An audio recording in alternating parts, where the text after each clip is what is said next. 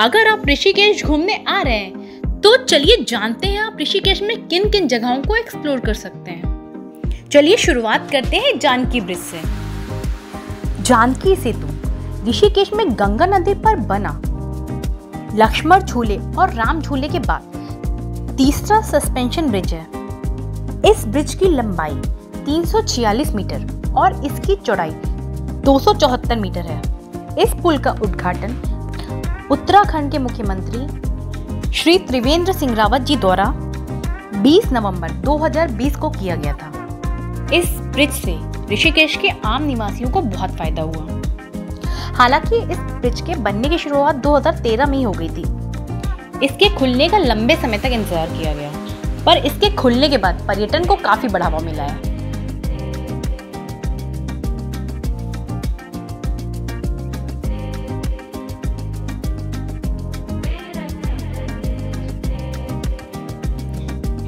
ये ब्रिज लक्ष्मण झूले और राम झूले से काफी चौड़ा है। इस ब्रिज में 2 पहिया वाहनों के लिए आने और जाने का रास्ता छोड़ा गया है। साथ ही इसमें पैदल चलने वालों के लिए एक लेन बना के रखी है। पैदल यात्री जा सकते हैं, तो इससे पैदल चलने वालों की सेफ्टी काफी रहती है। पर्सनली मुझे ये चीज काफी अच्छी लगी। इसमें बेफिक्र होकर आप टहल सकते हैं और बहती हुई खलखल गंगा को महसूस कर सकते हैं।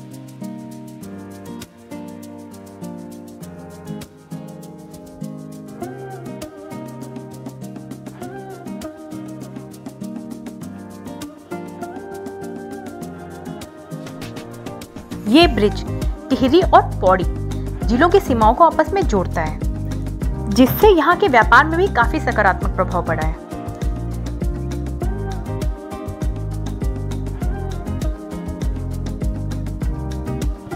इस ब्रिज पर पैदल चलना आपको एक सुखद अनुभूति देता है। यहाँ से ऋषिकेश की खूबसूरत वादियां और भी खूबसूरत दिखती हैं।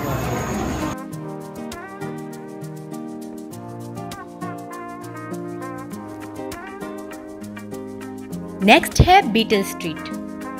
बीटल स्ट्रीट जानकी सेतु से नीचे उतरने के बाद जो मार्ग बीटल आश्रम की तरफ जाता है, उस रास्ते को बीटल स्ट्रीट के नाम से जाना जाता है। इस रास्ते की खूबसूरती को बहती हुई खलखल गंगा और बीटल स्ट्रीट से दिखने वाला जानकी सेतु का ब्रिज, ये व्यू इस रास्ते को 4 चांद लगा देते हैं।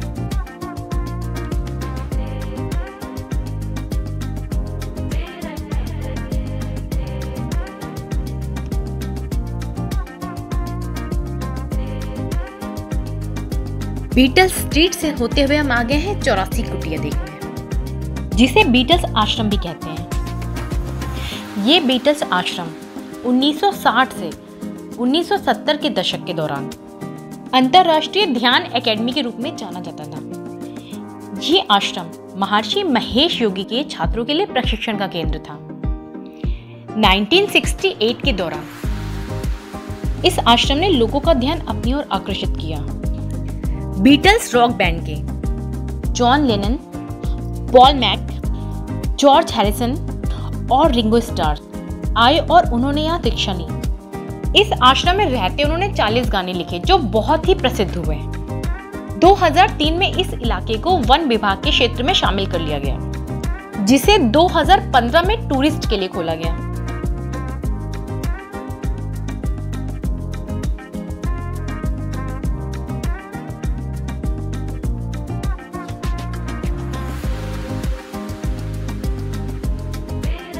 यहाँ पे एक फोटो गैलरी बना के रखी है, जिसमें आप बीटल्स बैंड के कलाकारों की फोटोज को देख सकते हैं।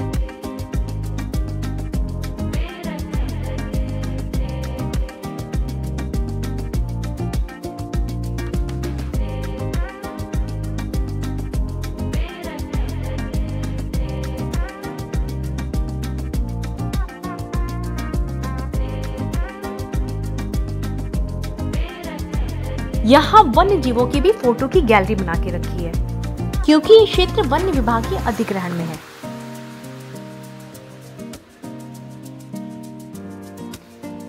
फिलहाल ये स्मारक खंडहर के रूप में परिवर्तित हो गई है। फिर भी ये प्लेस हेरिटेज टूरिस्ट डेस्टिनेशन के रूप में बहुत ही प्रचलित है।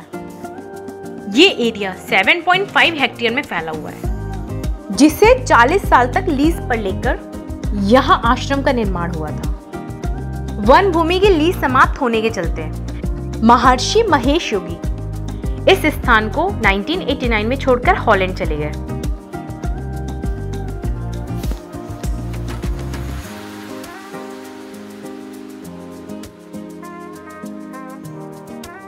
यहाँ के खंडहरों पर अभी भी बीटल्स बैंड की छाप देखने को मिलती है। यहाँ आने के बीटल्स के फैसले ने ऋषिकेश को अंतर्राष्ट्रीय ख्याति दिला दी, जिसकी प्रसिद्धि से आकर्षित होकर यहाँ हॉलीवुड के एक्टर और मशहूर हस्तियां अक्सर आया करती थी।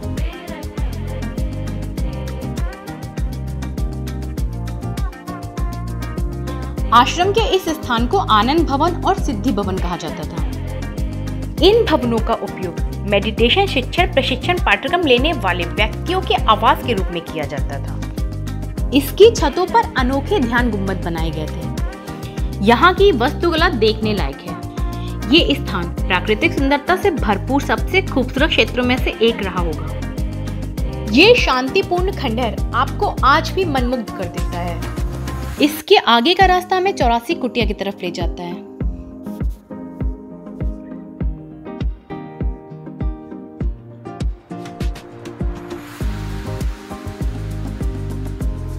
ये सभी 84 कुटियाएं 1961 में बनवाई गई थी, जिसका उद्देश्य ध्यान को विश्व प्रसिद्ध बनाना था तथा वैज्ञानिक रूप से योग और ध्यान का महत्व समझाना था, जिससे अट्रैक्ट होके यहाँ बीटल्स बैंड आया था।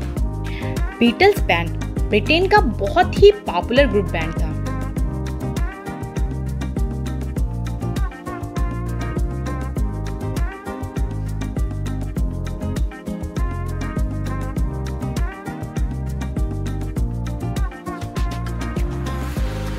ये जगह प्रकृति के बीच में बनी हुई बेहद खूबसूरत और शांत जगह है। आप यहाँ से गंगा माँ का दर्शन तथा साथ ही पूरा ऋषिकेश शहर देख सकते हैं। ये बिल्डिंग आनंद भवन और सिद्धि भवन की, जिसे हमने उस तरफ से देखा था। इस बिल्डिंग की बनावट बहुत ही रोचक है।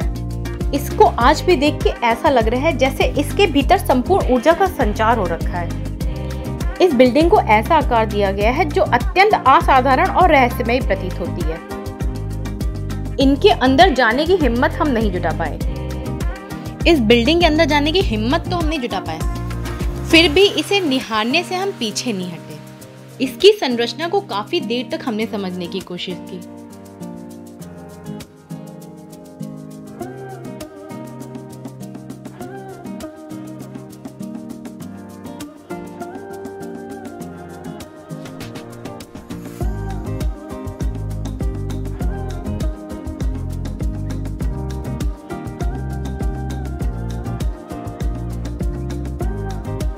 इसी रास्ते पर आगे बढ़ते हुए हम महर्षि महेश योगी के पूर्व निवास स्थान पर आ गए। महर्षि महेश योगी का निवास स्थान काफी बड़ा बनाया गया था। ये स्थान आपको बाहर से भले ही सादा दिख रहा हो, पर ये भीतर से बिल्कुल भिन्न है।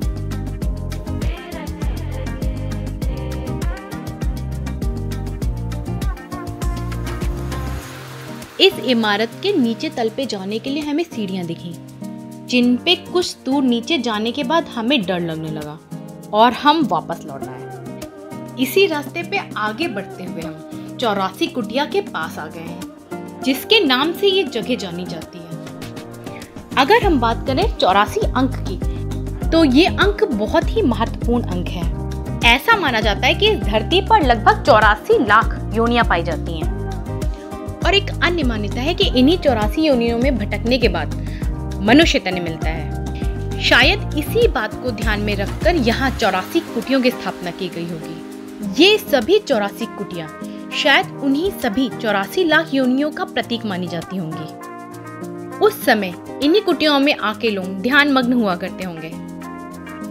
ये छोटी छोटी इमारतें प्राकृतिक पत्थरों से बनी हुई हैं। इन सभी इमारतों में नीचे जाने के लिए सीढ़ियां हैं। देख के ऐसा लग रहा था कि ये कुटियां नीचे से आपस में कनेक्टेड हैं।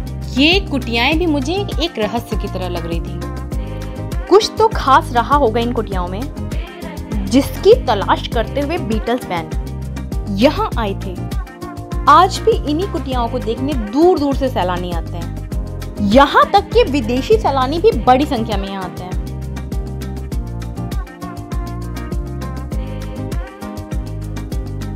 अब हम यहाँ से वापस जा रहे हैं। यहाँ से वापस लौटते समय मेरे दिमाग में बहुत सारे सवाल चल रहे थे कि ऋषिकेश में गंगा नदी के किनारे इतनी शानदार जगह है, पर इसकी हालत कितनी जर्जर है।